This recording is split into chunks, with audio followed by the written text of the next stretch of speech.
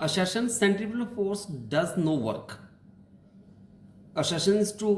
Centripetal force जो है उसके द्वारा कोई वर्क नहीं होता है. इसके पीछे जो रीज़न, अब मान लो कोई बॉडी सर्कुलर पाथ में मूव कर रही है, जो सेंट्रीपिटल फोर्स होती है वो सेंटर की तरफ लगती है, जबकि डिस्प्लेसमेंट जो है बॉडी का इस तरह से हो रहा है. तो सेंट्रीपिटल फोर्स मतलब फोर्स और डिस्प्लेसमेंट के बीच में 90 डिग्री का एंगल आ रहा है, और हमारे पास वर्क डन होता है फोर्स मल्टीप्लाई डिस्टेंस मतलब f s cos of theta. जब कॉस 90 आएगा, कॉस 90 जीरो, तो work done zero. So assertion is true. Work done zero हो जाएगा बाय द सेंट्रीपिटल फोर्स. अब रीजन क्या है?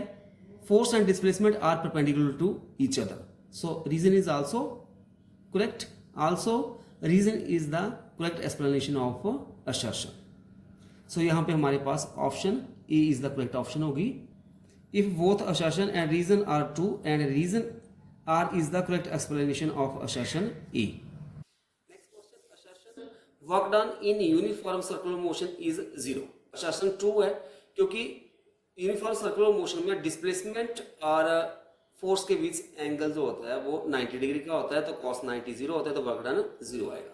रीजन है force is always directed along the displacement. So reason यहाँ पे हमारे पास फॉल्स होगा. सो असर्शन इज ट्रू है, reason is false. So here in this case C is the correct option if assertion A is true and reason is false.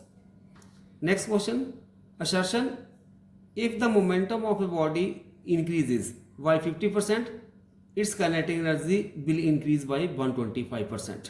अगर momentum है किसी body का वो इंक्रीज हो रहा है 50%, तो उसकी काइनेटिक एनर्जी इंक्रीज होगी 125%. सो इसको हम सॉल्व करके देखेंगे कि असर्शन ट्रू है कि फॉल्स है. इनिशियल मोमेंटम हमने P1 मान लिया, उसके बाद जो फाइनल मोमेंटम P2 ले लिया, तो जो इंक्रीज इन मोमेंटम आ जाएगा P2 is equal to P1 plus 50% of P1. This is equal to P1 plus P1 by 2. 50% का हो जाएगा मतलब 50 ओवर 100, तो 1/2. तो यहाँ पे बन जाएगा 1/2 P1, तो मतलब P1 ओवर 2 आ गया. एलसीएम लेंगे तो ये 3V/2 P1 बन जाएगा. अब जो वेलोसिटी होगी, वेलोसिटी में इंक्रीज आएगा V2, this is equal to 3/2 of V1 हो जाएगा. काइनेटिक एनर्जी हमारे पास होती है हाफ है mv², तो kinetic energy directly proportional to V². So increase in kinetic energy K2 हमारे पास आ जाएगा 9/4 K1. सो K1 is equal to half mv².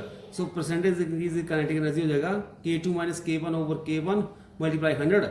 तो जो K2 हमने निकाली वो 9/4 K1 है, तो minus K1 over K1 multiply 100%, ये बन जाएगा 125%.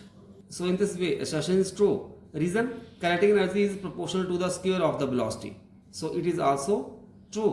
So here in this question assertion is true, reason is also true, and reason is also correct explanation of assertion. So next question, total energy is negative for a bond system. Yes, it is true. Reason, potential energy of a bond system is negative and more than the kinetic energy. Reason is also true. So assertion is true, reason is true, also reason is correct explanation of assertion. So here A option is the correct option. Next question, assertion kinetic energy is converted at every instant of elastic collision. Assertion false होगा क्योंकि जो kinetic energy है वो convert नहीं हो पाएगी at every instant of elastic of collision, because क्योंकि वहाँ पे जो एनर्जी होगी लॉस होगी ड्यू टू फ्रिक्शन और डिफॉर्मेशन के कारण. Reason, no deformation of matter occur in elastic collision. So reason is also false. So here both assertion and reason are false.